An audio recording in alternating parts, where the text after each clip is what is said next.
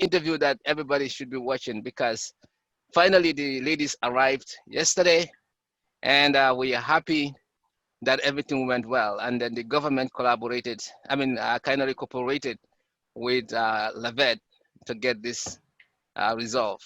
So thank you. We thank you, Lovette, for a job well done. Thank you very much.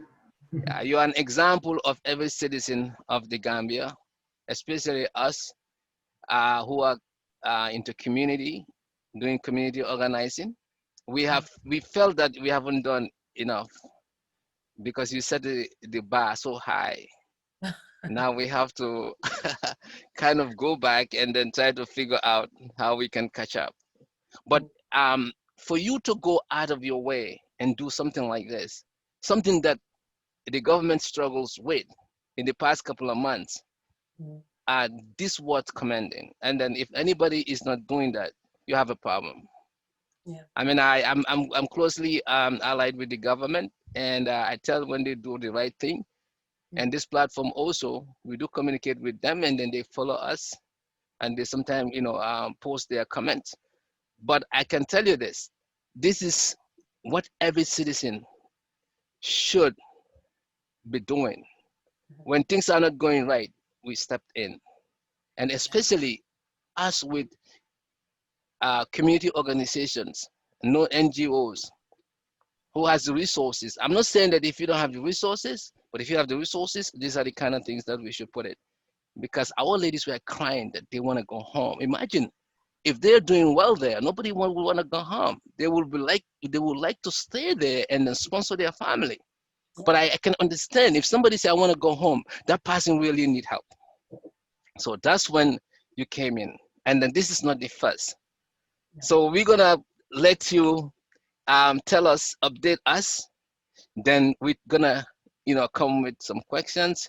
And we have a lady panelist here, Binta, who is gonna also kind of collaborate with you to look at it from women's perspective and give you, a support in what we're trying to explain here. So we the men will also look at from men's perspective. Okay. Welcome to the show, Lovette. Thank you for having me. Thank you so much. Welcome. Yeah. So is it now that I'm supposed to introduce an update? Yes, we're good to go now. All right. So yesterday, the women all reached their homes. We had a few that were picked up, but the rest were all sent home via taxis with their luggages to their families, simply because the bus that we hired was too big to go down the Gambia roads, which I hope will be, fixed in the coming year or so, because it's needed. So everybody dispersed at Birkama, and everybody received their taxis and taxi money to go home. And today in the group chat that we have, everybody has been updating us on how it's gone with them finally coming home. So there's a great sense of relief. But yesterday was a stormy one, because as the bus went from the car towards Bara, we were barred on entering Gambia for unknown reasons, even though we had clearance papers.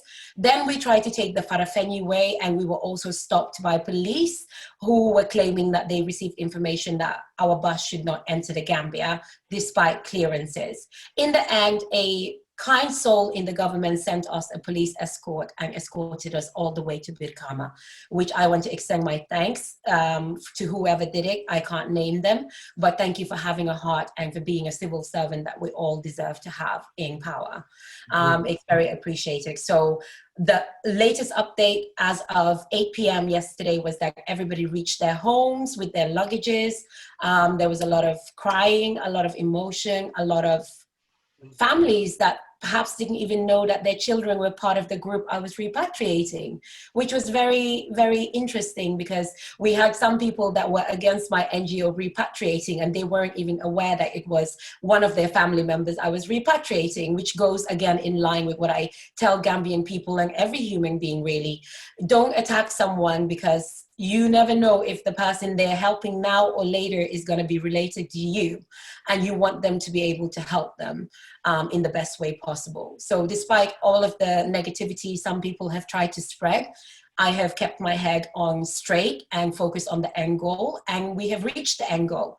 So my plan is tomorrow we're going to have team member as well as our audio and video team to meet with all of the ladies as they receive their $1 million dalasi from my NGO, which is just a system for wages lost in Lebanon, but also Gambia is going through a COVID, which means that they might be able to have a couple of months of relief without having to run around to find jobs or anything like that. So that is the end goal of my organization. We work as development partners. We set a goal, we achieve the goal, we set a promise, we're delivering the promises. Tomorrow is the last leg, which is distribution of the money. And then I feel like I'm okay. I've done what I promised these women and I haven't failed them once. Excellent. Very good. Very good. Very good. Very good update. Now, I'm gonna go with the first question. Okay. Okay. Which would mean, Lovette, there are many organizations in the world that Gambian people are part of, and some of them might even have perhaps more funding than you. So, and then they've been following this for months. I mean, this situation has been going on for 9 months, I believe.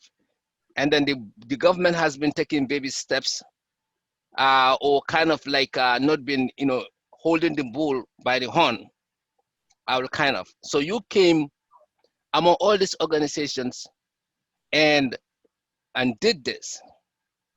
What is it that, make you go this extra mile?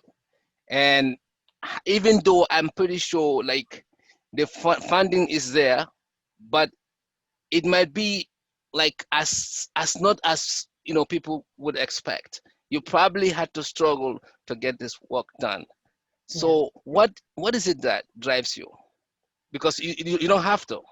Yeah, I don't have to, absolutely. And there are NGOs and organizations that have multi-billion funding. We don't have multi-billion funding. I use my funds, I use my work to be able to do things like this.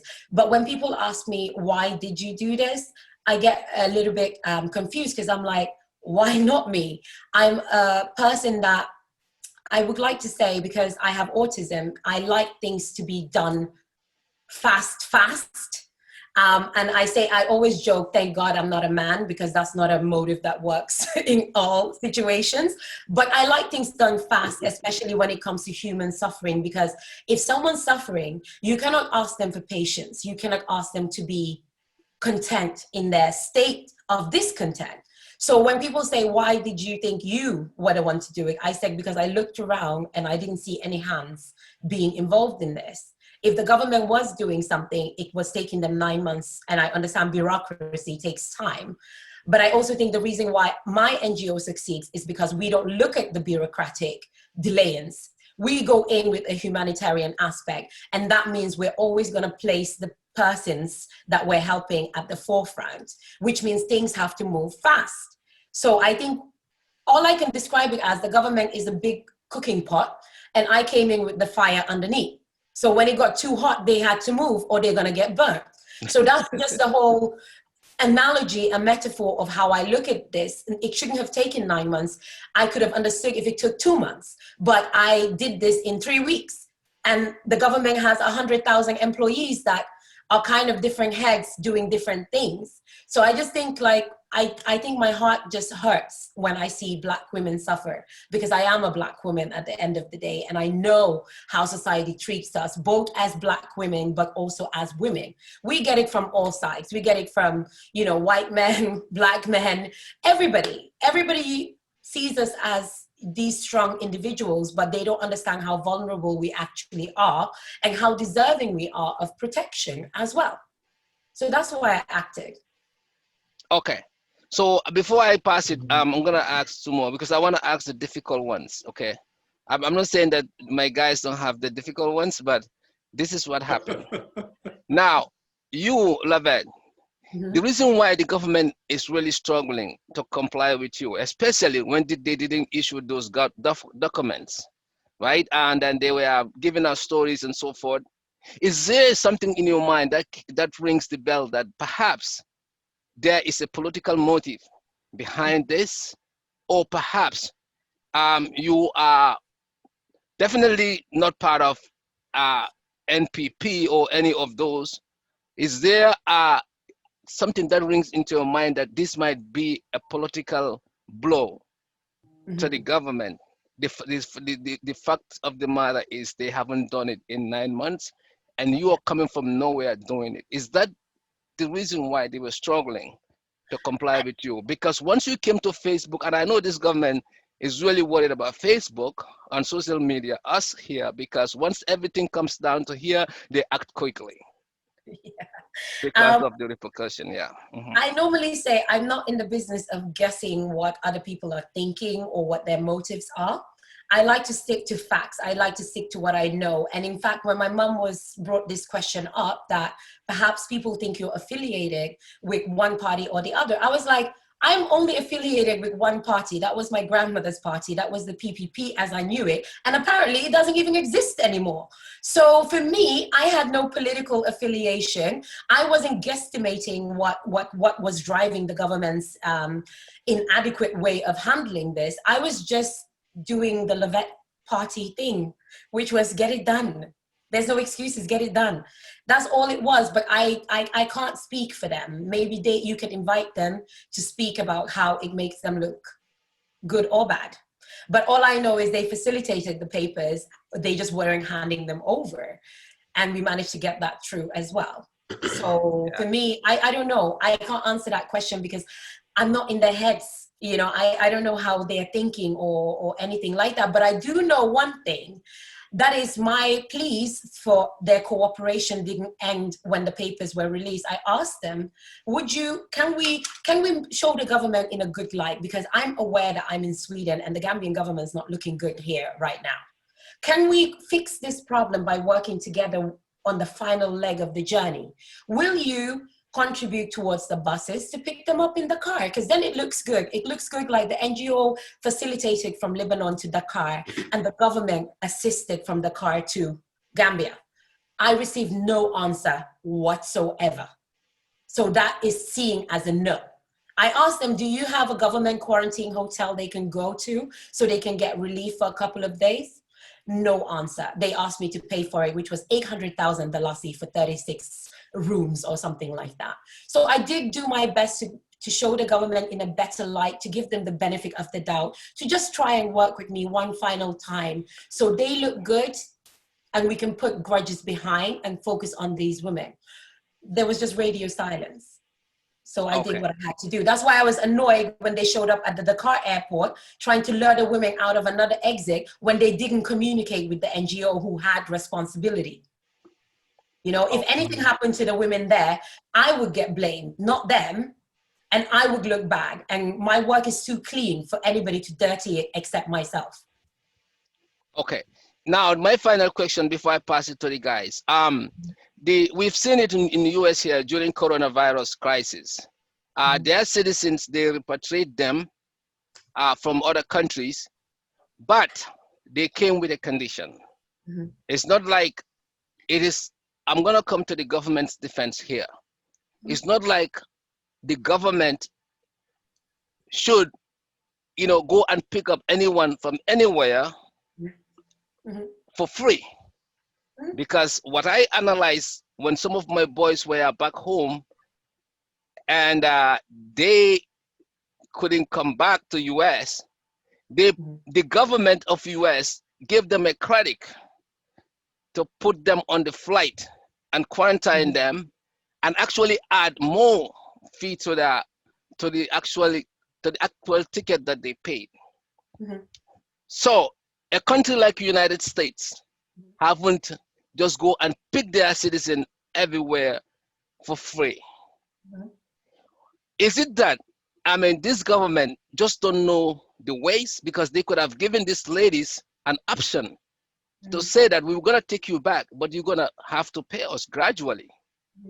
Well, we don't even know if they're gonna be able to pay them, to pay the government, because we know the situation of the Gambia. But at least um, try something, even though the government will not be entirely, you know, uh, paying for it. I mean, we'll pay it upfront, but then hold the ladies accountable because they're helping them out. So has this government don't even have that understanding, Or do you think this government should just go and pay like you did because they are Gambian citizen and the government must pay? Because we've seen it in the US here, the government of the United States haven't paid for their citizens to come back. I think, first of all, there's a fallacy in that statement, and I respect what you're saying. But America cannot be compared to Gambia. We cannot, because America is a state right now that's in disrepair, repair, thanks to an orange person that is running the country. So we cannot compare America, where if you call an ambulance for a heart attack, you have to pay several thousands and thousands and thousands just to be able to survive. We cannot compare with America, who is making people homeless during COVID for not being able to go to work due to being in a sensitive group of people. We cannot compare apples and bananas here. What I feel is that as any country, especially Sweden is a good example of that. Let's compare Sweden, a socialist state that actually cares about its citizens, not America, because we know Black lives in America still don't matter. But Gambia, see, I mean, Gambia is not a socialist state. So I just want to. Not yet. I'm hoping it's not yet, but that, I mean, I'm hoping we will get there where we value the human lives of citizens as much as we value everybody else's lives. Right. Because Black lives still don't matter in Gambia either, and Black women's life matter least. What I'm saying is that every country has a constitution. Gambia is no different from that. And anybody who reads the constitution of our nation will understand that we promise to be one nation. We promise to help our people in need, whether they are in Libya or whether they are in Lebanon. Now, this option you mentioned was not even an option, because if they had placed that option, I would have given them a reply and said, how about, yeah, you charge them and I will pay for it. We could have done it that way. Then the Gambian government offered an option. Whatever the costs were, I would have covered it anyway. I was happy to go direct or indirect. It was not an issue, but it wasn't even on the table. So how can we discuss a possibility that was never brought up? Right. So that is a deficiency in our government, because if they are thinking that is one option that could have been on the table, and again, it will make them look better than what it is now. Just like the Gambia government has been, okay, 9 months is taken to repatriate these women, but the Gambia government has been aware that their people are held there unpaid for the last 9 years. So how can you charge somebody who hasn't been paid and who's been held as a slave for 9 years and charge them as their government who should look out for their best interests? That to me makes no sense. Because if you're working as a Mindan, 9 years you've been paid 1 month, which was $150. I have seen the proof of that. Why are you also as a government charging them instead of just saying, listen, we'll bring you back home and we will try our best to find you work within our nation? Right, but maybe the government didn't believe that they're not working or they don't have the money. Well, I know, because I've seen their accounts. I have seen their payment slips. I have done my due diligence as an NGO. So if my NGO can investigate all of these women and how they arrived in Lebanon, a government with 100,000 employees surely can employ a team that will look into this. In fact, I know they have a team that should be investigating this. This took me hours to do. But if they had 4 people doing it, they'll be done in an hour. These women are not liars. They have all been truthful from beginning to end, because when I started working with them, I said, if I put my NGO's name on the line, no lies must come out. You must be 100% honest with me and the lawyer, because if you lie, you are ruining the whole operation. So tell me everything bad, everything good, everything in between, everything you find irrelevant.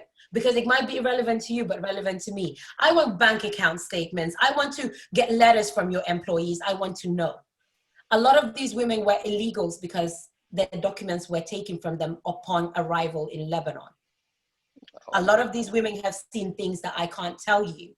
So now I hope the government will cooperate with me and them for the last leg, which is to help with the counseling, to be able to facilitate with them, and also to do their job and start looking into all visas that are being granted to Lebanon or Kuwait or Saudi.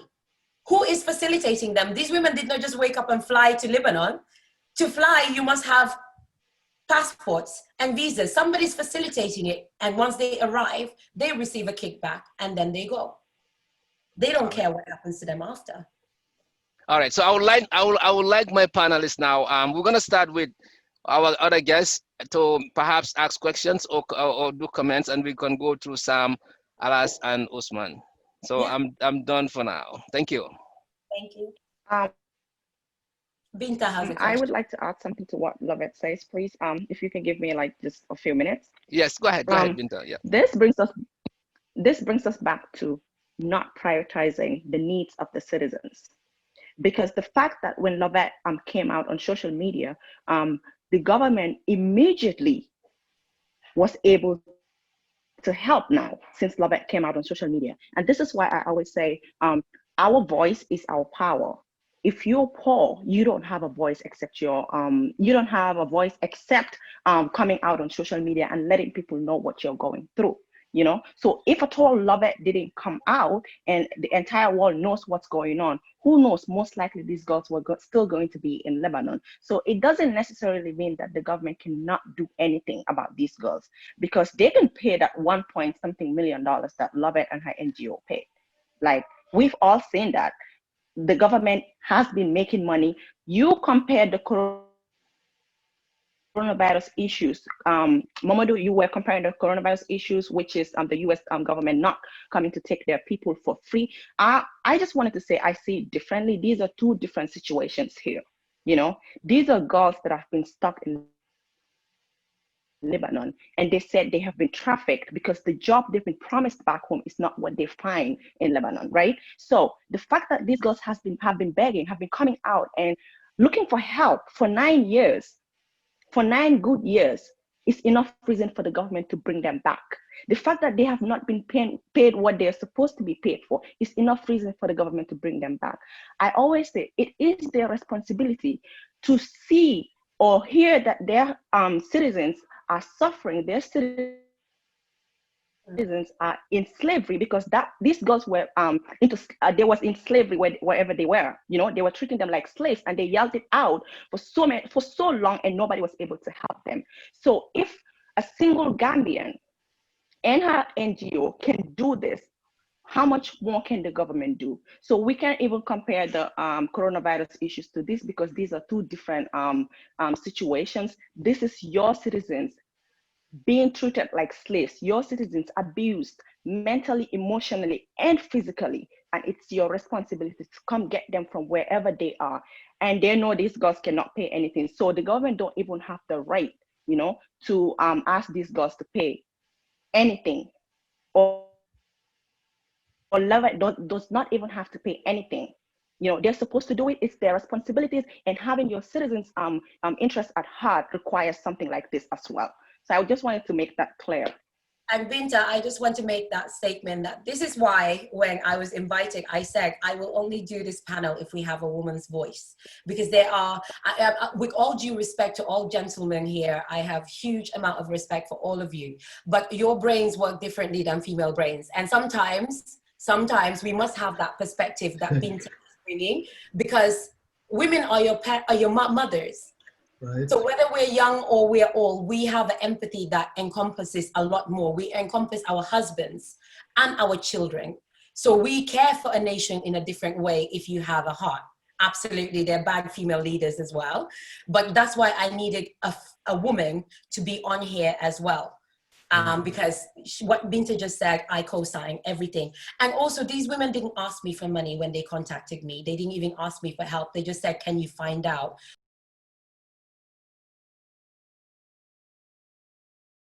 when we can go home? The Kenyans are going, Nigerians are going. So Gambia should be very proud today that what it took 72 Nigerian millionaires to do, you had one Gambian willing to do, and still the government is not appreciative of that. I hope they will in due time, but Gambia is a great nation. It's time we recognize it too. Yeah, very good. And by the way, you know, this is not about like I'm just giving the government also like a representation here, because since none of their panel is here, so I'm putting myself in there, so that's why I bring that up. But let's go ahead. Don't try to do that, Modi. So you are the minister of what do you call it? I'm not a minister of anything, but I'm just all right. Let's let Sam contribute. Go ahead, Sam. Well, you know, First, I want to thank the ladies for all your efforts and what you've said today. And Lovette, like I said earlier, prior to going live, you've done a tremendous job, and we all appreciate, all Gambians should really appreciate you. Whether the government appreciates what you did or not, we appreciate it very well. And when this came out, in fact, last year I had a talk on this in my forum called Solutions for Gambia, when we were talking about women going to the Middle East or and also the backway boys going to Libya.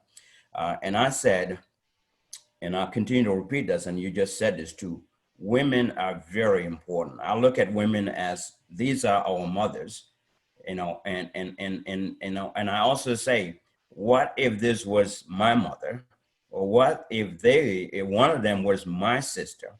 What if one of them was my wife? You know, think about it from that perspective. And that's how you know how important it is for women, for Gambia to take action in this. You know, we cannot have women on the line and sit back there and try to talk different things. You know, I also say, when there is fire, before you ask, how did this fire start? And who started this fire? When was it started? First, you need to put out a fire. Okay, put out a fire first, and then worry about the rest. All right. So these women were in a dangerous situation, and we all know human trafficking is an international crime. And one of the things that I said on my platform also is the Gambia government should have sent a special envoy to Libya, or through the facilitation of the Gambian consulate in Libya. And this special envoy should have been the Minister of Foreign Affairs, should have gone himself to Libya and have the Gambian consulate there arrange for him to meet with the Libyan officials to discuss our women's situation, because it's a serious situation. And that's how Libyan government would know that Gambia is very serious about this, because they've sent a special envoy to come talk about this and take care of our women. They cannot be in those situations. They cannot be slaves under no circumstance, and they should not be working and not getting paid. All of the things that happened to them, again, a special envoy should have been from the government, Gambia government, to Libya to negotiate the repatriation of these people, get them out of the situation they're in, and get them back home. Then we can talk about anything else. And I also said, while all of that is happening, we know human trafficking is a violation. The Gambia government should have also launched an investigation with the National Intelligence Agency. The security forces should have really started this investigation a long time ago. How are these people going to Libya? Who is taking them? Who are their agents in Gambia? And who are their agents in Libya? Get with Libyan authorities and find these people and take them to justice, really. You know, hold them accountable and responsible for their actions by allowing these people, because these people didn't take themselves. I know as Gambians, we all want to do it good. We all want to do help our families. That's the same reason the backway boys left and took that risk and went through the oceans, and some of them died and some of them didn't make it. Some made it there and they're still suffering there. It's the same reason. These women have ambitions. They wanted to go to Libya and work and help their family, have a better living condition for themselves and their families. That's why they went. So to me, the importance is the safety of the women. How can we get them out of that condition and get them back home? So my question to Lovette, I'll say again, thanks so much for everything that you did. I can't thank you enough, and the government should have been out on television and really thanking you for what you did. So my question to you is,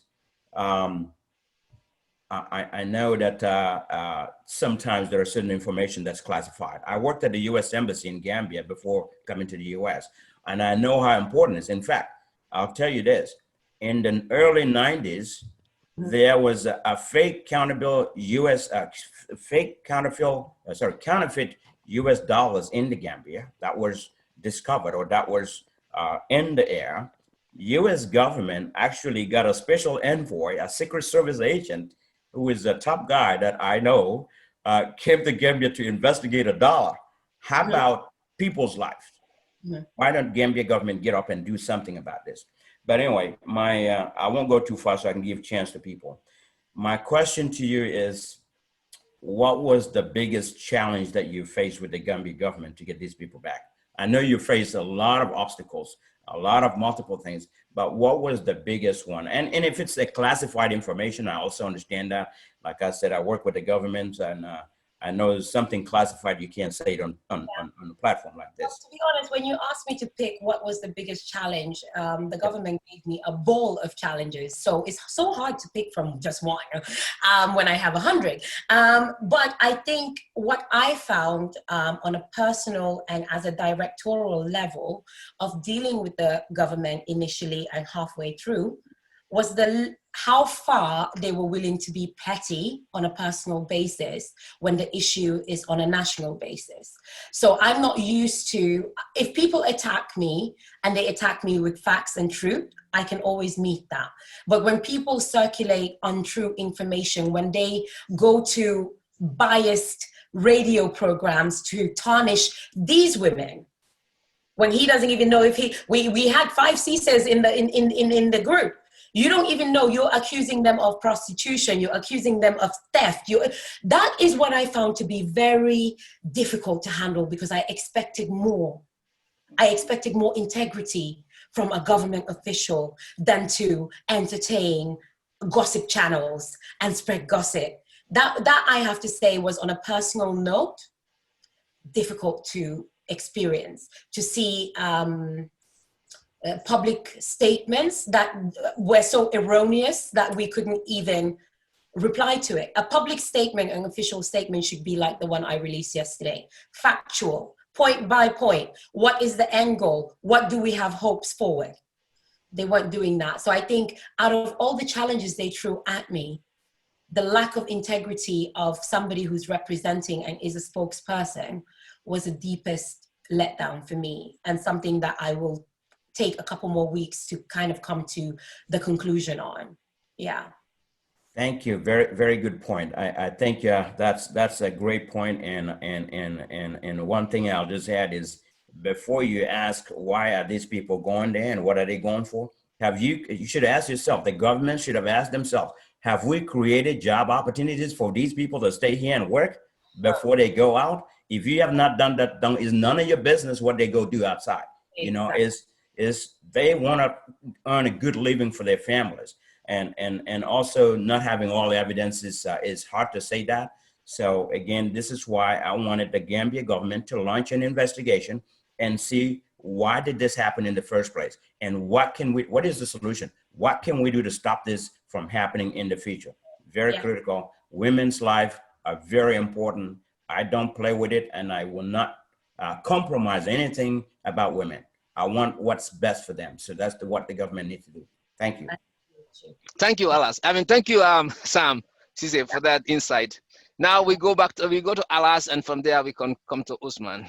Yeah, okay. Oh, Go ahead. You want to say something, Lovette? Lovette, you wanted to say something? No. I was just saying that you have the next question.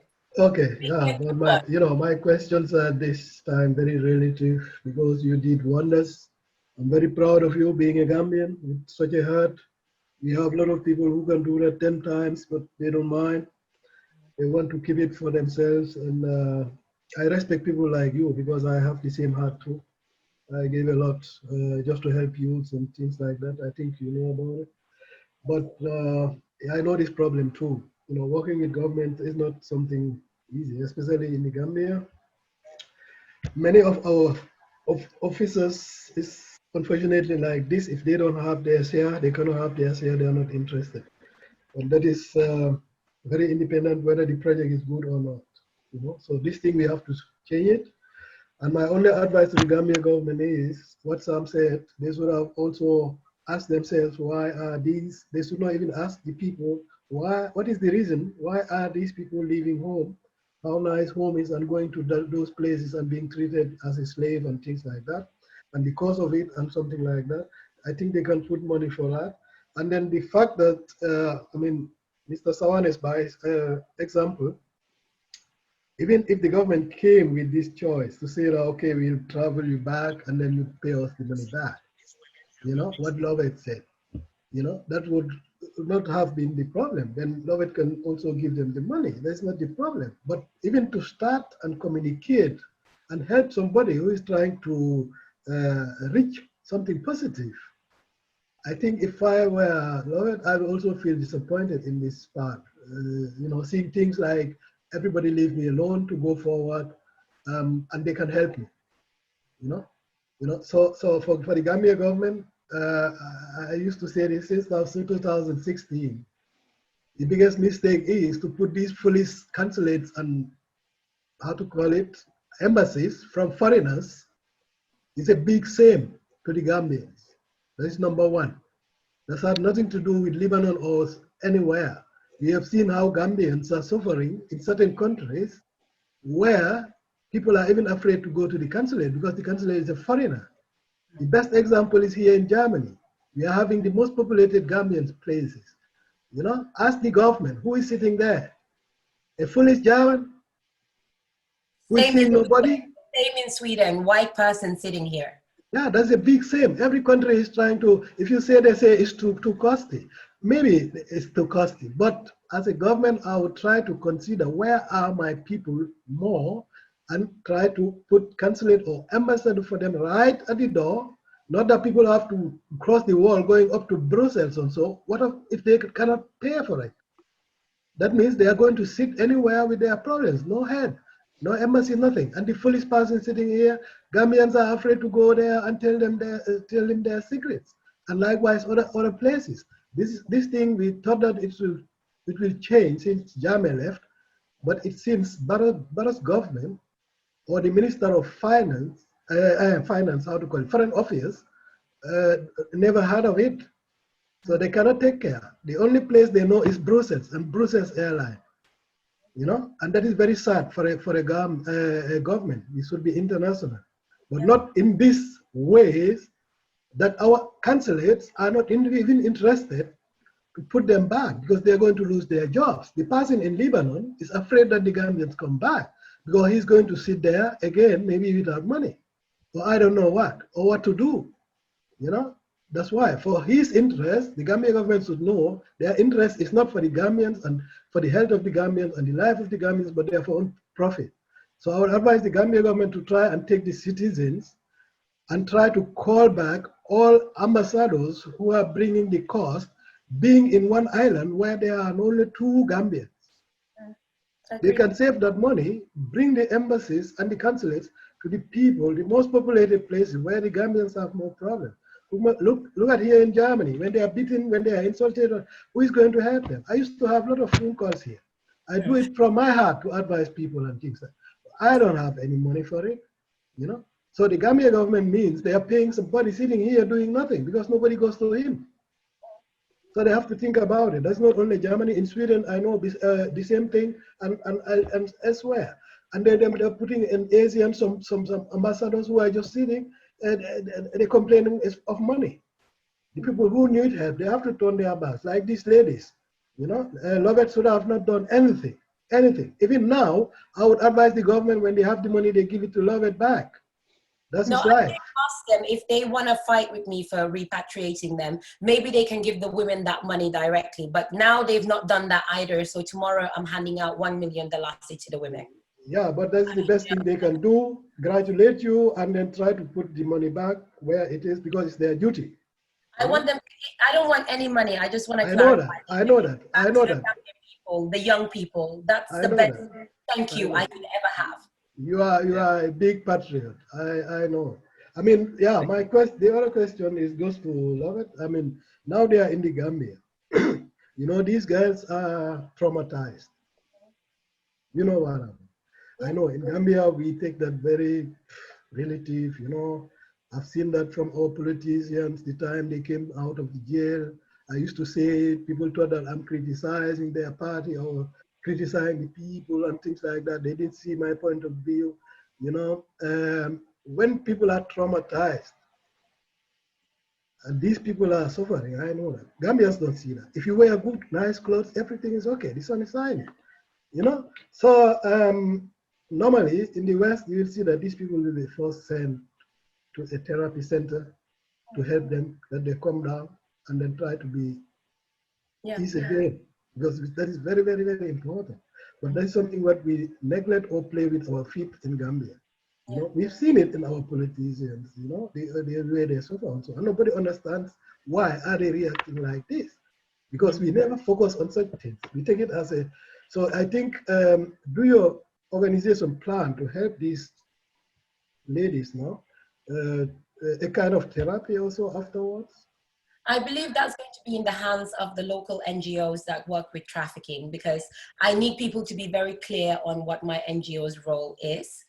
We will not, as much issues as we've had with the Gambian government, we have dedicated over 3 million for this project.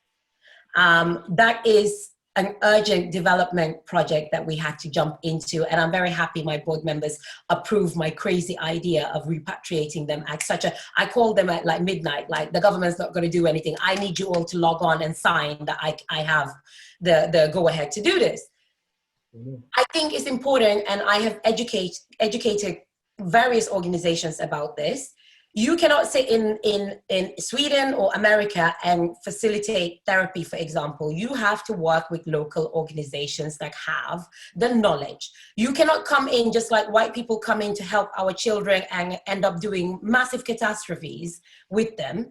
I know where my limitation of knowledge and competency is, but my communications manager, who is my mother, is a certified psychologist as well, and that is her area of expertise. She's happy to help the local organizations facilitate psychological help, because I take mental health very, I don't care what Gambian doesn't take it seriously, I take it very seriously. My NGO takes it very seriously, but there are limitations. I have done over and beyond in getting them home, giving them financial help.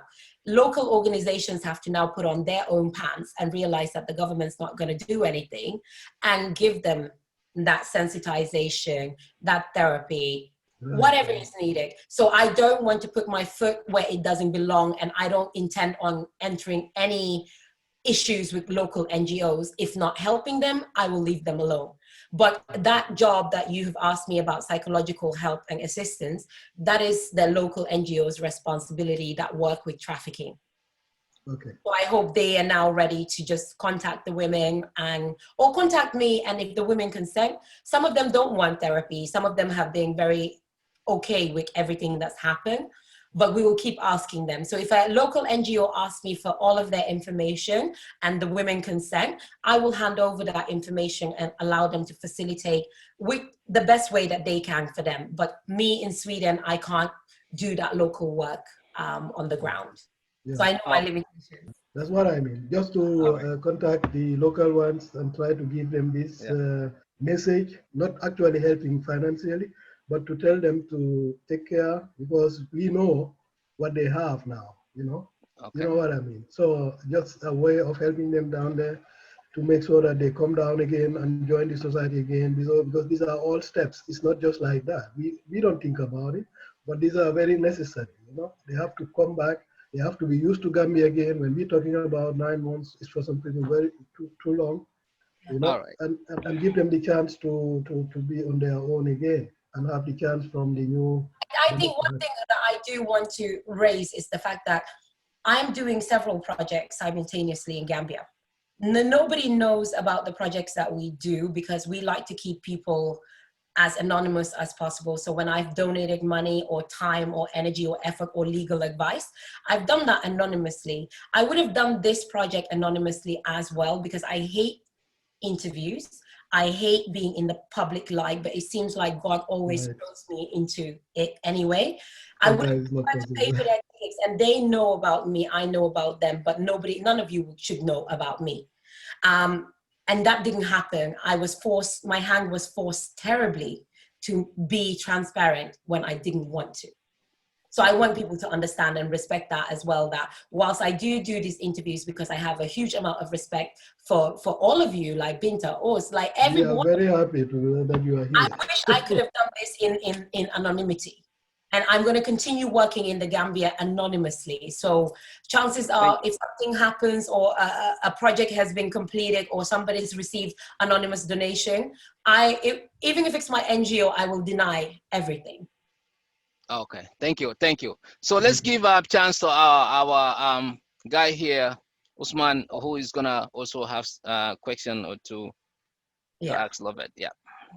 Hey, thanks for having me. And Lovette and Binta, I like to second or follow up on what everybody just said about the magnificent effort and all the good things that you guys have been doing for your country, basically. Because if you think about it, our country. Our country. Yes. If you think about it, a trained lawyer in Sweden, there are gazillions of other things you could have been involved in, making lucrative money way beyond what even President Barrow is making. But for the last 3-4 weeks, you sleepless night and everything else, you're spending your time on all that. So for that, I like to commend you. I like to congratulate you for the effort, making sure that the girls make it home safely.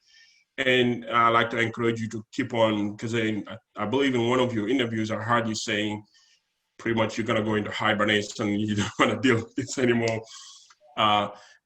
If I could encourage you to keep on doing like you were doing before in the background without having to be out in the front, everybody knowing about it, I think that would be great. But I think, like everybody else said, this is a very, very significant progress, very good job that you've done.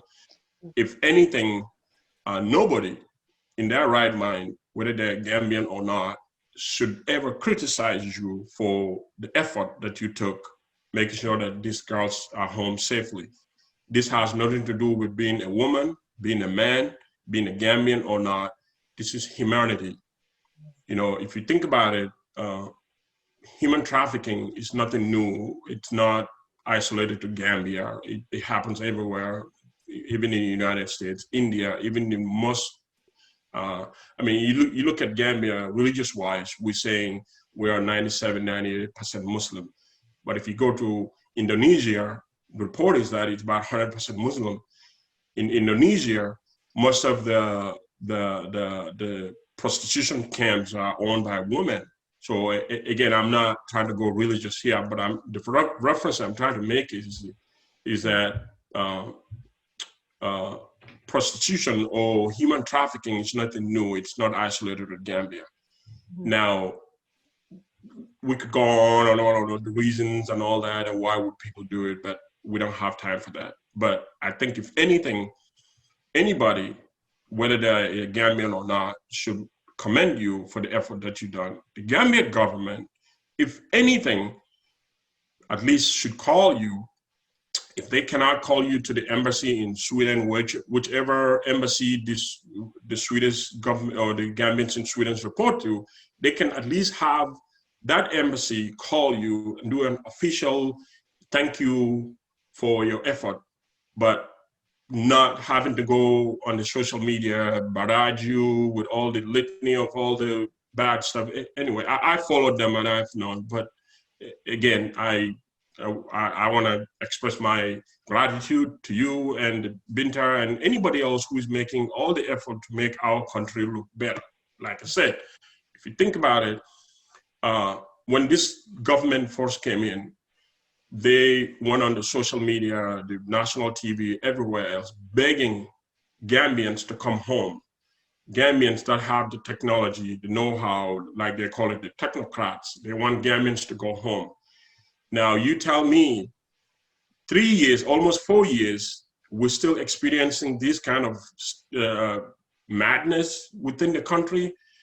Who in his right mind has a law degree, practicing law in Sweden or anywhere else in Europe, making $200 an hour, would want to go to Gambia in a situation like this? So in essence, the government is not helping its own people. So that makes it very, very hard. That makes it very, very difficult for people like us. Yes, we're all Gambians at the end of the day. And they cannot be sitting there saying that, oh, because we're in Europe or we're in the Americas, that's why we're saying what we're saying. That's not true. We could be doing a whole lot of other things that with our time, the limited time that we have. But we choose to talk about this kind of stuff. We choose to follow this kind of stuff. We choose to make it a big deal about it in the social media because we care. You know, like they say, I may be sitting here, I'll be comfortable, but I have a brother or sister, a cousin or an aunt or somebody in Gambia. If that person is suffering and I'm sitting here comfortably in my air-conditioned room and everything else, how does that make me as a human being? You know, forget that I'm a Gambian, forget that who you are, you know. So I think that's the part that they keep forgetting. And I think, in my opinion, what really brought this whole thing so bad and so hard on you, Lovelle, is the fact that I think when on your first phone call with the spokesperson, I think you took him off guard. And if I want to call it, you pulled the rug underneath the government, and they feel so embarrassed. They feel so terrible that this is what they are telling the Gambian people that we are doing, the ones in the Gambia. On the other hand, this is what's happening out there to Gambians that they don't want the people in the Gambia to see, you know. And I think that's really what got them off guard, and it pissed them off, and they were not willing to set aside their egos and all that stuff. And the so-called the spokesperson, the Mr. Do guy for everything else, because for me, I don't understand, how could you be the spokesperson and also be responsible for all the other stuff that he was doing, you know? So to me, it's just where does your responsibility stop? You are the spokesperson for the government or for the ministry. Your job is to go out and speak the truth, no matter what that is, whether it favors the government or it doesn't favor the government. You cannot be going out and saying things that you know very well these are factually wrong, you know, and forget who you're talking to, forget who you're dealing with. And at the end of the day, Sam was talking about, you know, think about if this was your wife, think about if this was your sister, think about if this was your mom. I think they like the humility. I mean, they like the empathy in what's happening to these women. They like the moral compass to think about it and say, you know what if this was my sister? And if I want to take it a step forward, I want to say the spokesman, I don't know if he's married or not, but I don't think he has respect for his wife. You know what I'm saying? Because if he has respect for his wife, if he sits back and think about some of the stuff that he's sending your way, Lovette, you know, he shouldn't do that at all. And I think my mom left him a very scathing voicemail saying that, you know, if you're not married, you will.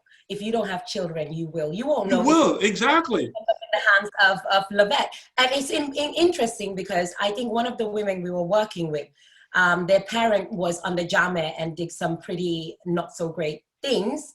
And they're in my hands as well as somebody I was forced to leave Gambia during Jame because of all of the violations that were happening, and my family was a political family.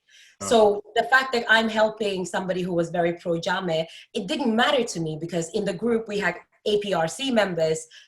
I don't know what the other parties are, but they're all different parties because the beginning we were all joking about political parties. They are Sarahule, they are Sose. For me, it was quite interesting because this little group of women represent Gambia.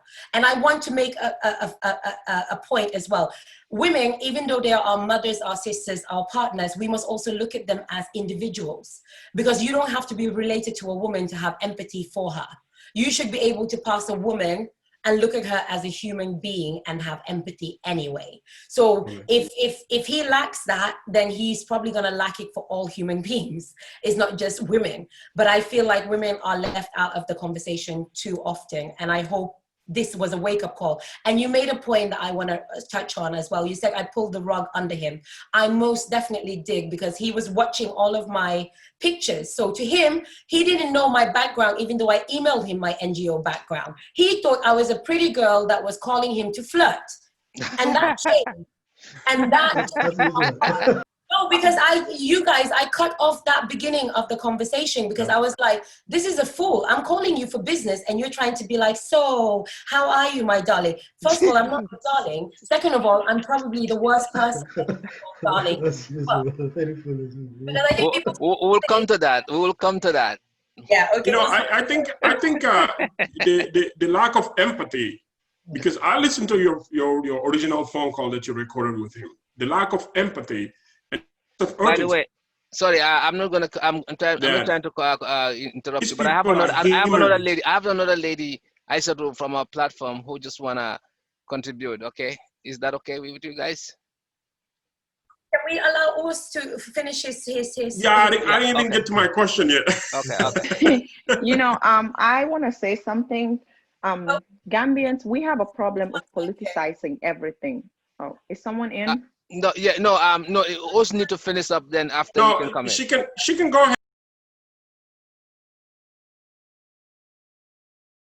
ahead since she started. Then No. I can continue No. from No. there. Us just finish up because what happened is like we just need to finish up and go to Binta quickly and allow this lady in. Yeah. All right. Oh, okay, so enough with my ranting because I was gonna rant a whole lot more. You were saying concise things, so It was what? No, for me, it basically boils down to, like I was saying before we went to live. Sawaneh, you were referencing the fact that during the COVID, the United States government charged people for returning them home. Those are not, you can, like Lovette said, you cannot compare apples to oranges. These are total different situations, because if you think about it, when this government came in, our own minister went on national TV, social media, and everything else, bragging about the fact that they just signed an agreement with all the Middle Eastern countries to send our young Gambians into those countries to do what? To traffic them. Yeah, to work. You know what I'm saying? So our own government was trafficking our own young people, and they know exactly what's happening day in and day out. They cannot in turn around and say, oh, we want to charge them. What are you going to charge them for what? You know, so I think for me, it boils down to what is in there for them, okay?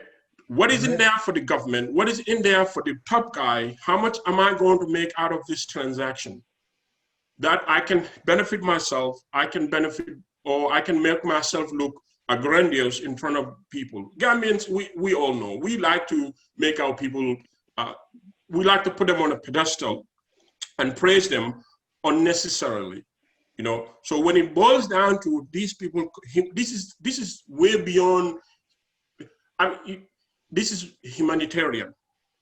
This is a crisis, you know? Like I said, when United States is bringing their people home from a disaster area, they don't ask you, how did you get there? Why did you go there? When did you get there? All they care is that you have a United States passport in your hand and you're ready to come home. We as ordinary people may not necessarily know what happens in the background, whether the State Department goes back and charges those people, how they get their money paid and all that stuff. That's irrelevant as far as general people are concerned. All we care is that, all they care, or all we see is that these people are taken out of a disaster zone and brought home safely. So I think the Gambia government, if anything, should be embarrassed, should come out, not the spokesperson, but from the office of the president, and apologize to Lovette and tell the whole Gambian community, the whole wide world, that, look, this is what we messed up, okay? And we will do our due diligence next time, and we will work very hard to protect our own citizens. That is the first and foremost thing. That's the fundamental function of a government. If you cannot protect your own government, your own people, I mean, what does that make you? So anyway, my question to Lovelle is, you mentioned all the help that you're doing to this woman. I mean, I know, like I said, you stated that you don't want to be seen up front in public at all, which is really great. And you mentioned the $1 million that you're giving them. Now, somebody's going to take a look at that or hear that and say, damn, $1 million is a lot of money, which to these women is probably nothing, because if you think about it, they spent 9 years in slavery. Even if they were to make $200 a month, you add all that, at least I'm sure they would have made $1 million. Maybe not in their savings, but at least they would have made that much money already. My question to you is, this may be a 2 or 3 part question. You mentioned that you are involving the local NGOs. How many local NGOs are you involving? And have you gone through vetting these local NGOs? I know you said your mom is involved in, I don't know if all of them or one of them, but I'm not going to question your mom's integrity and all that stuff. But we all know Gambia. Yeah. We all know when it comes to money. We all know when you're dealing with cash, you're giving out cash. We all know how things go around. Whether or not this $1 million is gonna go to, what is it gonna go towards? Are they gonna help them get education? Are they gonna help them set up businesses? Is it gonna help them? What is it that it's gonna help them with? Number one. Do one, allow me to answer them. Do 2, and okay. Go ahead. Okay, so the money is not going to any local NGOs. It's going directly to the women. It's going to be divided 38 ways, including the 2 children. Their parents are going to get more because they have a child. I am not going to give anybody money that I have to monitor. If they want to go and put it together in a susu and start a business, that's up to them. That's my advice to them anyway. Okay. If they want to use it to pay for therapy, they can do it. If they want to use it to buy dresses, they can do it. If they want to buy a wig, they can do it. I give the money, it's distributed, everybody gets theirs. I gave it to them to do with it as they choose, if it, whatever that may be, if it's renting an apartment to stay in by themselves. I don't have, so just to clarify, I'm not giving 1 million to a local NGO to help. Okay. The local NGOs are in place. They should be doing what they promised to do anyway. But I'm giving it to the women because I can't make up for the thousands and thousands of dollars they've missed out. So from my heart, as a way of ending this project, that's what I can do for them. And I give it to them with a clean heart. And tomorrow their lawyer will distribute it to them. So they will be meeting, all of the girls will be meeting at an office, and they will be receiving an envelope each with their designated amount of the $1 million. That's it. So are you dealing with one local NGO or multiple local NGOs? And my question on that is, have you gone through vet these local NGOs to make sure that they have all the organizational structures set up to be able to facilitate and help these women? Yeah, no, I haven't vetted anyone. These are NGOs that people have worked with and have recommended to me. It's not my NGO's job to vet anybody, because these women are individuals where if something doesn't feel right, they won't join or accept help from them. So I'm giving people their agency. I'm not infantilizing these women or these NGOs. They've been active for almost as long as mine has been active.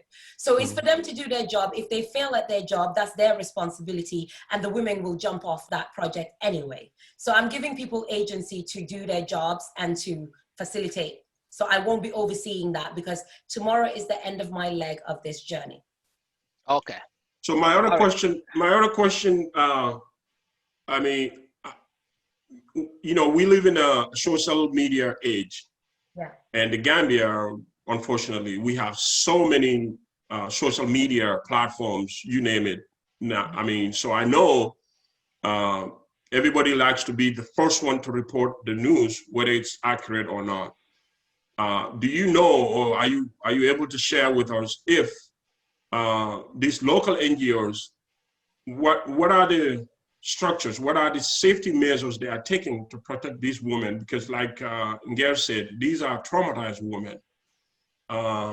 We should give them the space, the time, and everything else that they need, making them integrate back into our society, our Gambian society. I mean, I know they probably, most of them would never forget our culture and everything else, but they've been away for that long. There are so many things that happened while they were gone. Giving them the space, the time should be the number one priority. Do you know if these local NGOs what are the safety precautions or safety, because somebody's, like I said, somebody's gonna sit here and say, Lovette is giving $1 million to 38 women, and they are sharing. So if you think about it, at least one or two of them is getting at least $300,000, $400,000. Crime in Gambia is by far it's one of the worst things that's happening in Gambia right now. Petty theft, robbing, killing, and all that stuff. Do you know if these local NGOs what are they setting up to help make sure that these women are safe in terms of not just robbing them with money and all that stuff, but what I'm thinking in terms of them being able to integrate themselves back into society. For example, they can get up and go to Albert Market or Serakunda Market or wherever they want to go, Brikama Market, and be able to buy something without having to be looking behind to make sure that they're safe. Let me address it. First of all, no one knows the identity of these women. So how are you going to rob somebody whose name you don't know or address you don't know? Small Gambia. Yeah, but it's small Gambia, but these women were pre-warned about confidentiality to begin with. Now, if they derogate from that advice and publicize themselves, that's up to them. I can't be responsible for that. Right. I'm not giving any NGO any money. I am giving it directly to the women and their families. Yeah. So So I can help Ousman here. Ousman, what he's trying to say is very specific. Lovette's job is done once the grades are there, and then they get the money. So with the NGOs, those ones are voluntary. They're gonna just be coaching them or kind of give them like some advices on how to blend to the society. That has nothing to do with money. I know that. I know, but my question is, can you share with us? What are some of the safety precautions these local, if you know it, if you don't know it, then that's fine, these local NGOs are taking to make sure that these women are protected in terms of their personal safety? Like I said, I'm not handing over to a local NGO to protect them. No, I'm not talking about the money part. I'm just talking about in general. About safety in general. None of these women have consented to even join any NGO or contact that team. Okay. So I can't speak for them, and I'm giving them space and leeway because, like I said, some of these women are 40 years old. They're older than me. I'm not going to treat them like a child. I give them money. If they want to splash it or not, that's fine. Yeah. The NGOs will have a chance to write a statement and introduce themselves and what they can offer. Exactly. I'm in a group with all the women. They will read all of that. And if they feel some way distrusting, then they can just say, no, thank you. All of the women are already integrated because for 1 month, we've been in daily contact and hourly contact. My mom's been facilitating, speaking to them, calming them down, advising them. So that is the capacity that my NGO has done. Now, when you ask me to speak on another NGO safety measures, I can't do that. I know my safety measures. Anything you ask me in terms of confidentiality, taxation, I can tell you what my NGO is doing. But I'm not. That's good. That's good because when I listen, you saying somebody may interpret it as, okay, you've done all what you could and you're passing off tomorrow, right? And now it's going to be in the hands of the local NGOs. Somebody may interpret that as if you are just shifting the responsibilities to these local NGOs, and then that brings in the idea that okay. I would be absolutely right if I wanted to just shift all responsibility from here on. Oh, yeah, no doubt. I promised to do something. I've done it completely and beautifully. Absolutely. So that's why some other interview I did a couple of weeks ago, someone said, so are you going to hold their hands now? And I said, am I their mom or dad? Honestly, I'm not gonna be. I think at this point, Lovette has kids done. Now. Yeah, I think. Many kids. And one thing if I may add, I think I know you keep saying you want to be off of the social media and all that stuff. But one thing, if I could beg you or ask for is, please, if you can, follow with the local NGOs. You don't have to publicize how the women are doing and all that stuff, but I'm sure you will do that. That's probably in your plans already. I think Lovette will advise. I mean, would advise and then. That's what I meant. I will give advice. My advice is directed. I think for the benefit of time, I just want to give these two ladies some time to come host. So that way we can just go ahead and then wrap it up because we don't want to take too much of her time. She have done a wonderful job just coming to this show, and she's tired, as you can see.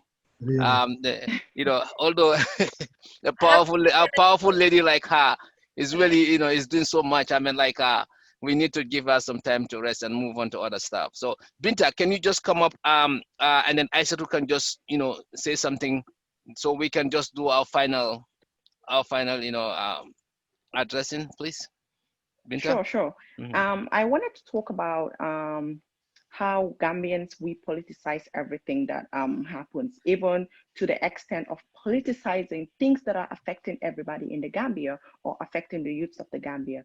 You see someone coming out to talk about something that is affecting every one of us, and other people will be like, "Oh, you're a hater, you're lying, you're doing this just because they are part of an NPP party or they are part of a UDP party." And I think this is very wrong. You know, this is very wrong, and it's going to keep bringing us down and pulling us backwards. We should stop politicizing things, you know, because when it comes to the girls issue, the main reason why the government refused to work with, this is my opinion, I think, the main reason why the government refused to work with Lovette in the first place, because when Lovette came out on social media, because she has been pushed to the wall and now she had to push back. You know, when you push someone to the wall and they don't have anywhere to go, they're definitely going to push back at you, you Especially know? ladies, right? Exactly. So she got pushed to the wall. She pushed back, came out in public, and now they don't want to put their ego on the side because the NPP government is going to be, their name is going to be tarnished. So politics has been played in this as well.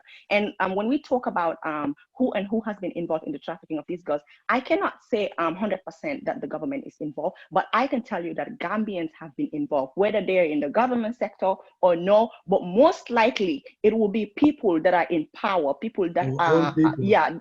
that are in government sectors, people.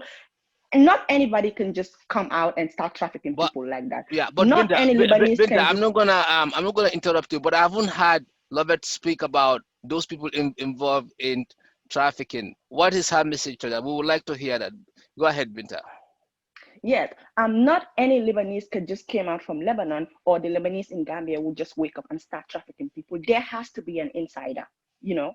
There has to be an insider, and we all know there are insiders there. Whoever it is, they need to come out. And this is why where I have an issue with to protect these girls, because some of them might not be able to come out or might not want to come out, but there would be one or two people who will be ready to come out and name people, you know. And here we have to protect these girls very well, because who knows, somebody that is supposed to be named might be somebody that none of us expect to be one of those people that are involved in this trafficking business, you know. Right. And for that reason, anything can happen to these girls. So the entire Gambia have to protect these girls, and the government, if they are for these girls, if they are for the interest of the Gambian people, they need to be the number one person to protect these girls. You know what I'm saying? So I think that is very important that we just say that as well. And also, I wanted to talk about the victim shaming. You talked about, I think it's, if I'm not mistaken, it's Ousman talked about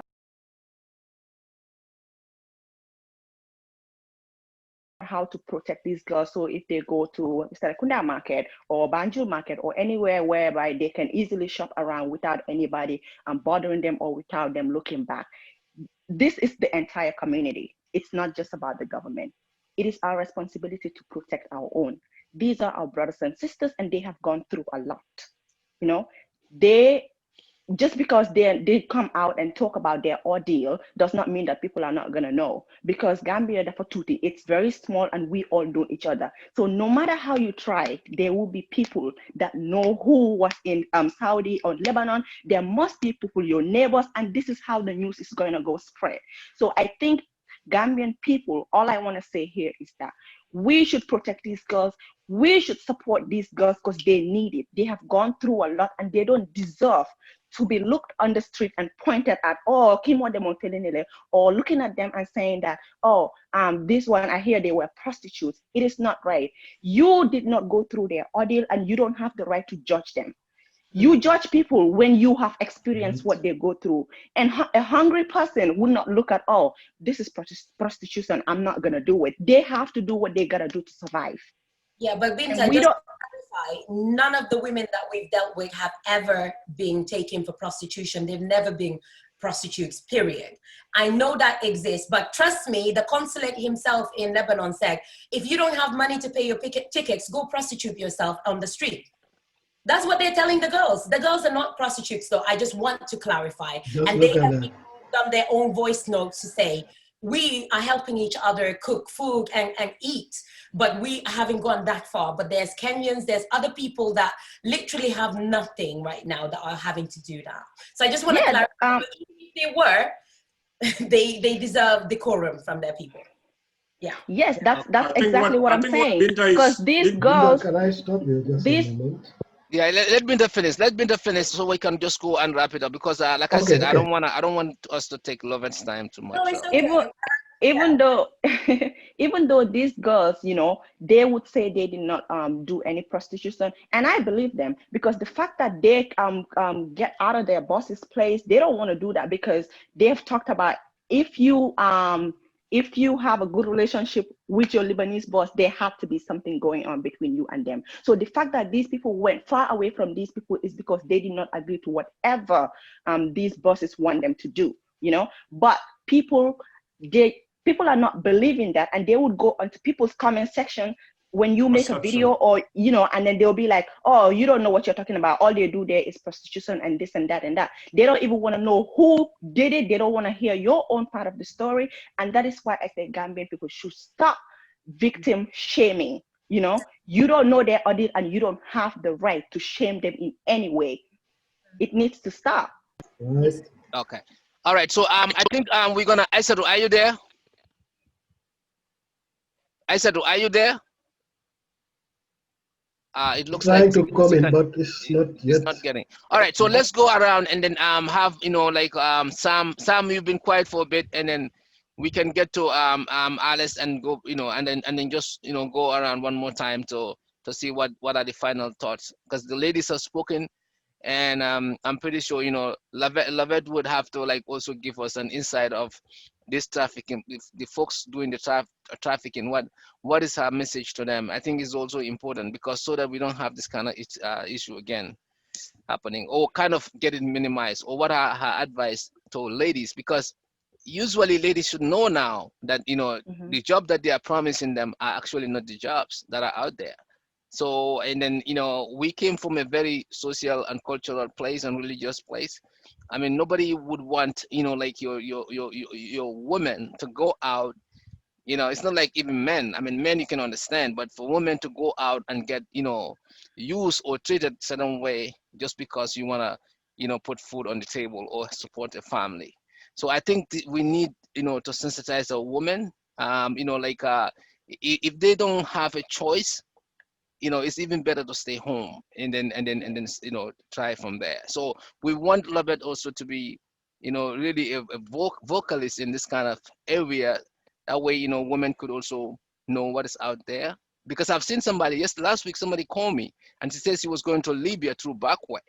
Her brother was the one who discouraged her, said, do you know what happened? You're gonna be with men, and by the time you know, you're gonna see things that are not appropriate. And then, you know, once the brother convinced her that, she canceled everything. And she called me last week after the show. So we need, our women don't know this. And then people like Lovette, people like Binta should be a vocalist in this area to make sure that our people are sensitized. I think that is very important as well. So Sam, I'm gonna let you come in, and then we can go one more time to get everybody's last view on this topic. Yeah. All right, thank you, and I'm glad we're doing this at this time, because I'll have to leave at 1 o'clock to host my hometown conference call, but which is in about 17 minutes. So I'll make this short and simple, and I stand where I've always stood about this situation. Lovette has done a tremendous job, and I will always going to commend her and have a great respect for you for what you did. Now, with all this happening, there is still a burden on the Gambia government, and I think there's something they can do. One, you know, in everything in business, you know, in administration, everything that happened, you got to sit back and relax and look back at what happened and what could we have done better. what are the things that we need to put in place? Number one, I said, of course, launch that investigation and find out who is involved in this and hold them accountable and hold them responsible for their actions. And number two, get rid of that Libyan consulate in Libya. Get him out of there. Get him out of there. Get somebody else that's going to do the job and that's going to respect Gambian people. And number three, I think Gambia government, while this investigation is on, they also need to put a travel restriction to Libya to restrict people going there unless they are really specifically going for business and they have all evidence and proof that they're going for business, or they're being sent by the government to do something there. People should not just travel to Libya and go stay there and find themselves in this kind of situation again. And the last thing I would say is the government, when they launch that investigation into this, they should also take it to the next step. And of course, who are the contacts in Gambia, the agents in Gambia, and the agents in Libya, and all of that stuff. But the next step should be, these women really deserve what they earn. They were working for some people. Those people need to pay their wages. They need to look at Libya's labor laws. Labor laws don't allow you to make people work and you don't pay them. You mean Lebanon, not Libya, right? Not Libya, Lebanon, I meant to say, sorry, Lebanon. Labor laws throughout the world, really, these people, they need to investigate and hire attorneys or an attorney in Libya that's going to represent them and look into where did they work before, who were they working for, how long have they worked there, put the burden of proof on those individual Lebanese to prove what they've paid to these people, and make sure all their wages have been collected from day one when they work there, to make sure that they file a lawsuit against these individuals, their masters or slave masters, whoever they are, to make sure that that lawsuit go into place, to make sure that these people get their earnings, get their money for what they work for all these times that they've been there. So I think that's another step that government needs to do to be able to get all of this. There's a lot they can do, but I'm going to limit it to here and allow people to talk. So before I leave, I'm going to leave it to one. Maybe I won't want to interrupt, but I want to say again, Binta, Lovette, thank you all very much. You guys are great models and role models for Gambian women, for all of Gambia, men and women, really role models. And I really appreciate everything that you did. Ousman, thank you for your time. Alice, thank you for your time. Mrs. Sawaneh, thanks for hosting this. So I'll stay and watch until my time is up before I drop it. Thanks a lot. I know. You too. Right. Sam. Good. Take care. All right. Sam. Okay. So Alice, come in for your last word, please. Yeah, I mean, yeah, I don't Well, know. Lovette would be the last one to speak. Yeah. I don't have much to say now because the power ladies have already expressed my opinion too. Thank you very much, Lovette and Binta, for coming. And yeah, we would like to have more of you. I mean, there are more of you. Isn't she adorable? Yeah, they are okay. They are okay. We have more of them, but as you used to say, Mr. Sawaneh, we invite the ladies, but some of them don't always want to come.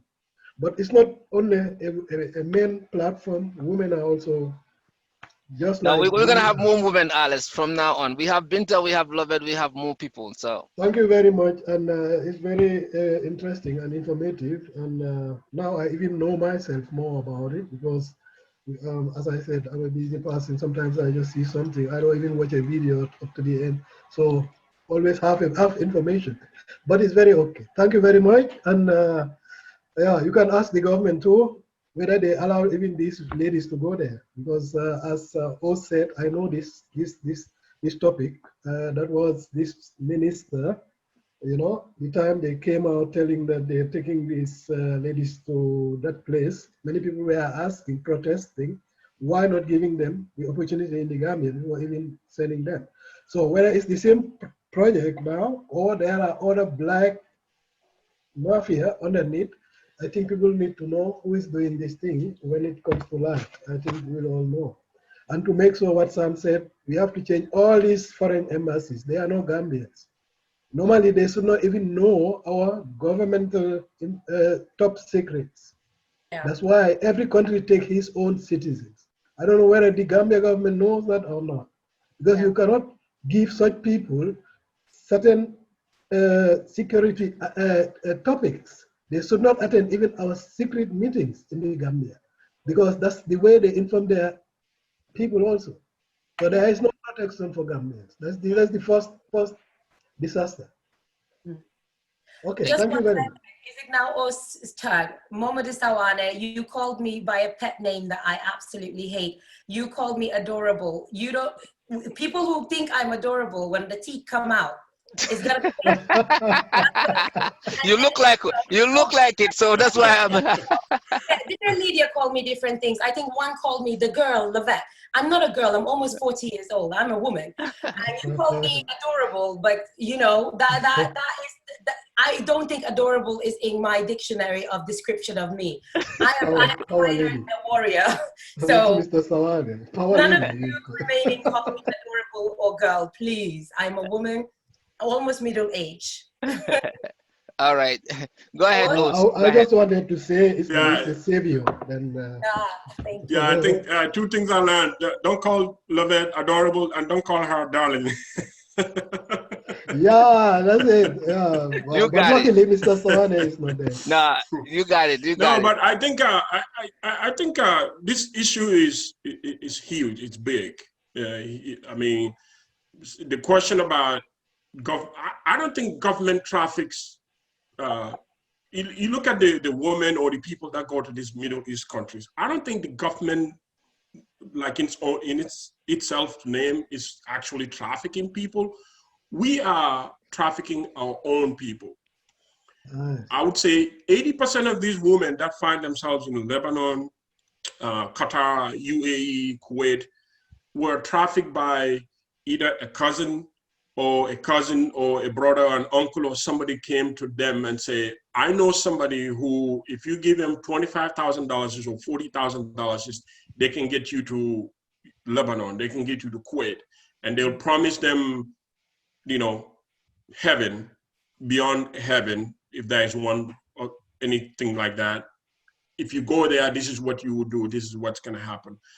And most of the times, the women or their parents are not looking at the consequence, or how to get there, or what would happen if I get there. And it's all attributed to poverty. What they're looking at is, okay, if my daughter goes there, $150 a month, I'm getting $150 a month. What can I do with that? That's what they're looking at. They're not looking at the consequences or the path, the steps that woman has to go through before they get there. And the same thing with Libya. How many of us in Europe got a phone call from a brother, a cousin, or somebody say, hey, I'm stranded in Libya. Can you please send me $500? Can you please help me? I need to go through. We know the dangerous way that what they go through to get to Italy or wherever they're going to get to. But we don't think about the consequence. We don't think about it. What we think about is, okay, what's going to be the outcome? But to get to the outcome, you have to be somewhere. You have to do the work to get there. So I think we have to look at ourselves internally, like in the Gambian community, and go to those people and tell them to stop trafficking our own people. This is not gonna, it's not gonna take the government to go sensitize or to go door to door and try to monitor who's trafficking and who's not trafficking. We are trafficking our own people, whether it's Lebanon, Kuwait, Qatar, UAE, Libya, anywhere. That's where we need to stop. And I think that's where the government comes in, because if the government thinks about the youth unemployment in Gambia is so high. These youth, they graduate. You look at the University of Gambia right now, right? You have, let's say, 70% of the people that go there get a sponsorship, or the university has a program that would say, if you take agriculture, we're going to give you a free scholarship.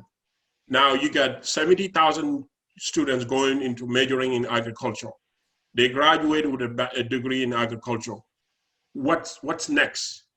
Now they don't have anything else to do. How are they going to get a job? The government is not looking into that. The government is not setting up these kind of programs to help the youth So when they graduate, for example, they can say, okay, this year we're graduating 250,000 university graduates.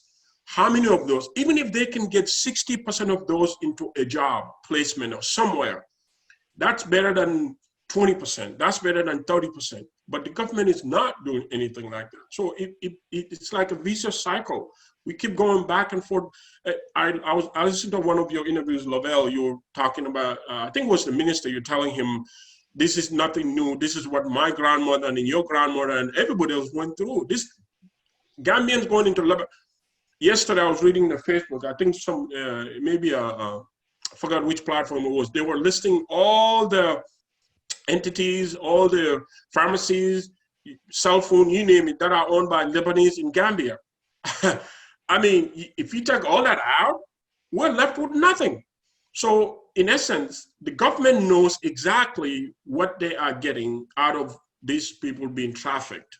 Yes, the government may not be the one starting it, but they know what they're getting out of these people being trafficked. So until the government can take that responsibility and sit back and say, look, let's find a way how we can help our own people, our youth particularly, men and women, set up facilities, set up training places, set up what are other things. Not everybody's going to be able to put a suit on a tie and go into an office and work. Even if some people like it, they can't do it. They don't have the skills or the wherewithal to be able to do it. But until the government steps back and say, like Sam was mentioning, from this, if you want to call it a scenario, what are lessons learned? What are some of the things that the government can take back and say, okay, this is where we screw up. This is what we should have done better.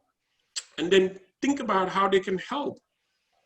I guarantee you, I'm not praying or hoping that a similar situation would come up, but I guarantee you this is not going to be the last of these kind of incidents that we're going to be hearing as Gambians, you know? So, but what is the government doing about it? That's where the lessons learned comes in. They sit back and say, okay, when this happened in 2020, this is what we went wrong.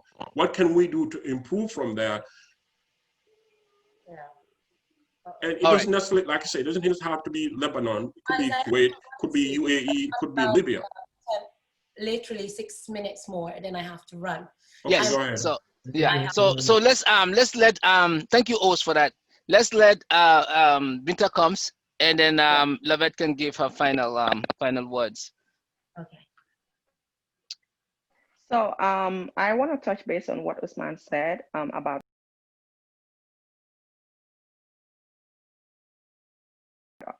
employment. I think unemployment played a big role here. So if the government can create more jobs for the youths, especially, I'm not sure if it's going to like eradicate this whole issue, you know, or stop people from going to Libya, not just Lebanon, girls going to Lebanon, but also like young guys that goes to Libya through the back way. But it is going to like reduce it tremendously, you know. When people are employed, at least they have somewhere whereby when they wake up in the morning, they can go there, fend for themselves, and have something to feed their family. But when young people wake up and sit around, drink attaya, nothing to do, the first thing they think of, is to get out of the Gambia, get out of that environment and go find something outside of Gambia. So when it comes to the youths also, I want to say sometimes, oh, I'm sorry, my kids are yelling. I have to. So I also want to say that the kids also have, young people also have another role to play here. We have to remove that mindset of we can only make it in the West, you know, because there is a lot of people that have gone to Libya. So right now, I'm not even talking about Lebanon. There's a lot of young men that have gone to Libya, not because they can't make it in the Gambia, but they have the mentality that they can only make it in the US, they can only make it in the European countries or China, you know. And we've seen some people who take like, sell their shops or gather money from family members up to like $60,000, $70,000, and they would go through the back way. That's $70,000. If you had put it in a business in the Gambia, maybe by the time 2-3 years, you would have doubled that money or triple it. But we have this mindset that we just want to go out. Gambians, we love to travel too much that we don't even think about trying to make it in the Gambia. So when we talk about the government, also we need to talk about the youth as well, because this is a problem our youths are also facing. They don't want to try to even make it in the Gambia. So that's just what I wanted to say. Let me just leave Lovette to talk. Thank you. Only a few minutes. Yeah. All right. Thank you so much, Binta, for that insight. So Lovette, go ahead with your final words for the audience. My final words, really, I'm very surprised that the most important question was not brought up during this interview. So I'll ask myself that. How many Lebanese Gambian people helped me on this project? Oh, okay. I know that answer. I know that answer. You get an apple if you get it right. Get it right. I'll say no one. None. Well, I know that. Like I said, I was following you. Even the attaché or whatever you call it, the Libyan guy was basically fighting you. I know that answer. That's why I didn't want to be redundant. So I want to raise in my conclusion that we welcome Lebanese businesses. We welcome Lebanese people. We all even call them Gambian, even though they have a passport to leave for Lebanon whenever they want. We give them levies and encouragement to start businesses, and their businesses thrive better than Gambian businesses in many cases. We are, during this project, like I said, not one contacted me with worry for these women or aid or help. They all contacted me to prove their point that they're good people, as if saying you're a good person means you're a good person. I'm sure if anybody asked Hitler if he was a good person, he would say, yes, I am. If asked Mussolini, are you a good person? They would say, yes, I am. The problem here is that Lebanese Gambians are more concerned with the idea of looking good than actually being good. And you cannot be good if you're benefiting and profiting of Gambians, but you don't give the country anything back. Right. That is the important fact. Binta made a fact that our youths need more opportunities. They do, but those of us in the diaspora need to be more responsible in how we portray the Western world. We need to be honest about the racism that white people heap on our bodies, the lack of opportunities that even someone that is as brilliant as myself has, where I was working in an office, and because I became an activist, my job paid me to leave. Because they were like, we don't want problems because we know we're a racist company. It's at that point I'm releasing my second book, which will detail since 11 years old when Jammeh took over and I came to Sweden.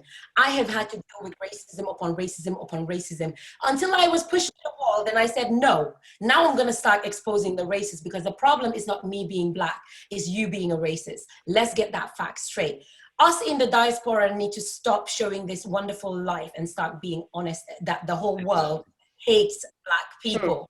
The whole world wants to benefit from Blackness, but does not want to love Black people the same way they love our culture. We have to be honest that when we discuss prostitution, it's not just women prostituting. Sweden knows of Gambia only because of the young boys that are willing to date 80-year-old white women for opportunity. So let's be honest. We have problems, and white people cannot fix that. Let's stop with this fixation that everybody who's lighter than a Black person is better. When we were first on this earth, if Black Africans are not better than anybody, nobody surely is better than us.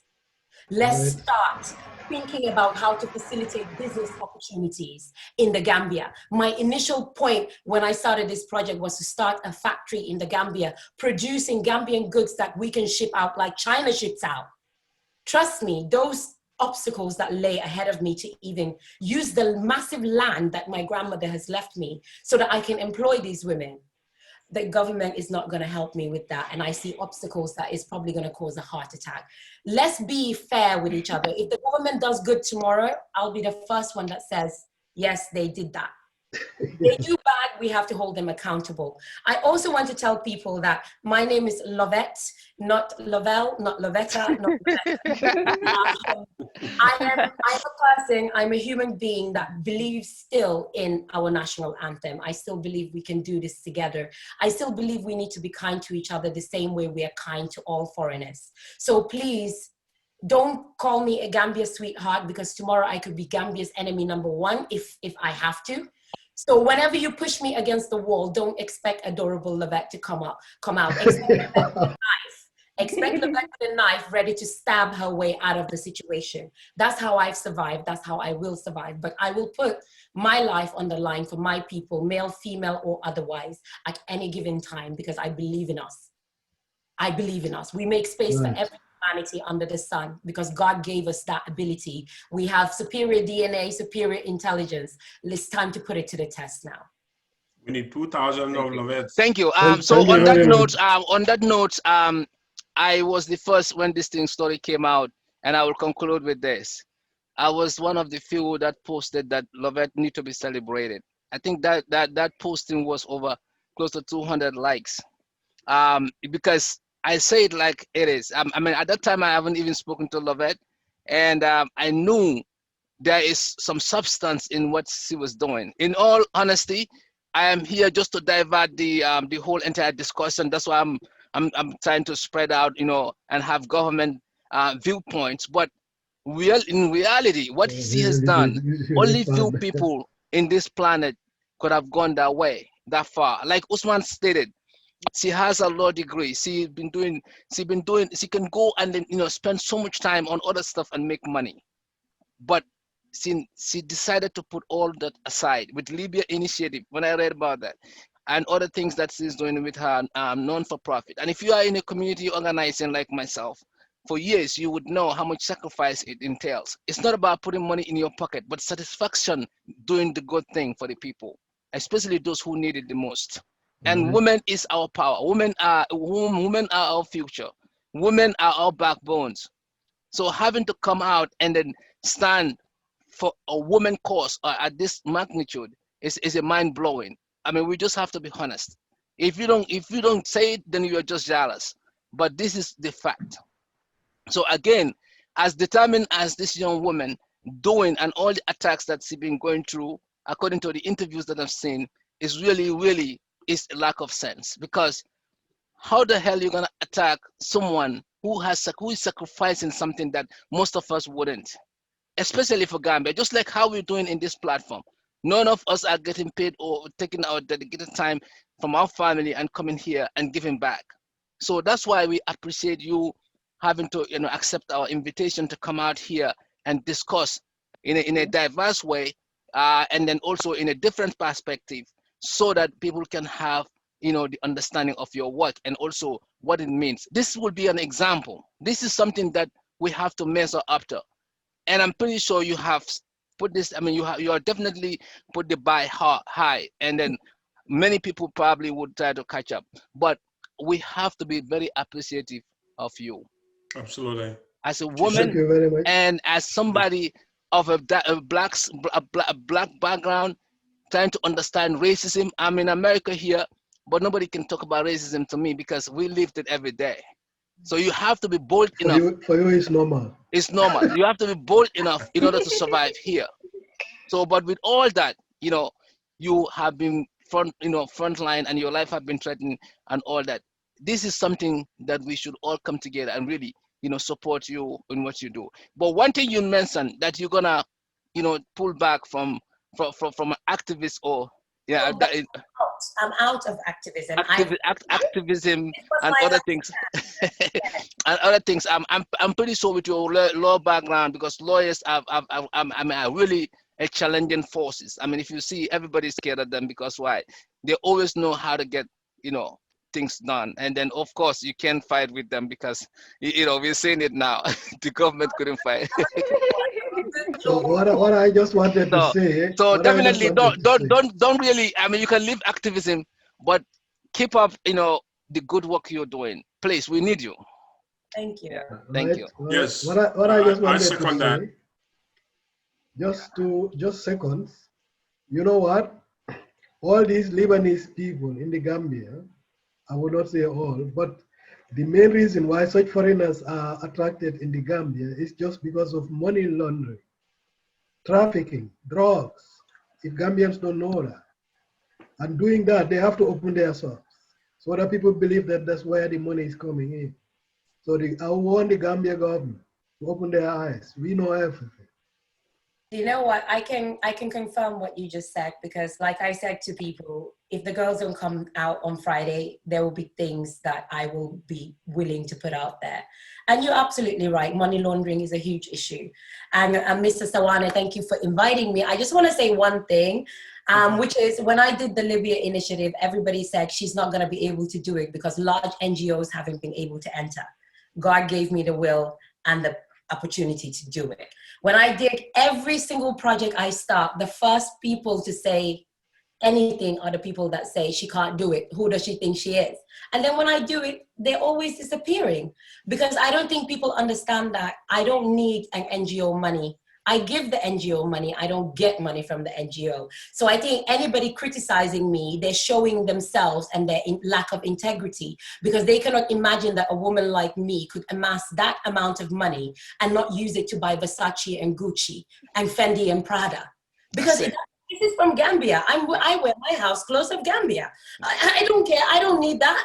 I don't need all of that. So whoever criticizes me non-constructively, you're criticizing yourself and your mom and your dad, because you're only showing that you would not do the same thing if you had the money. So people bear that in mind when naysayers come out. They're showing and projecting their own insecurities.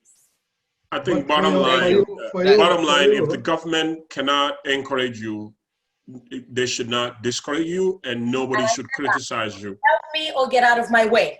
Exactly. Yeah, and not only that, but I think anybody who sits on any social media or anywhere they are at trying to blame you or trying to think you are doing this for the notoriety, I think they are fooled. They should not open their mouth and say anything, because clearly they don't know what goes in the background.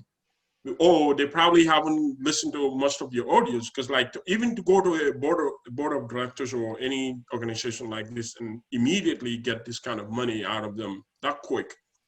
There are many, like I said, there are gazillion of things that you could be doing as a lawyer, but you choose to help your own people, your own country. So I think the least the government can do, if they cannot come out and say, Lovette, thank you for everything that you've done for your country, they should just keep quiet and let it be.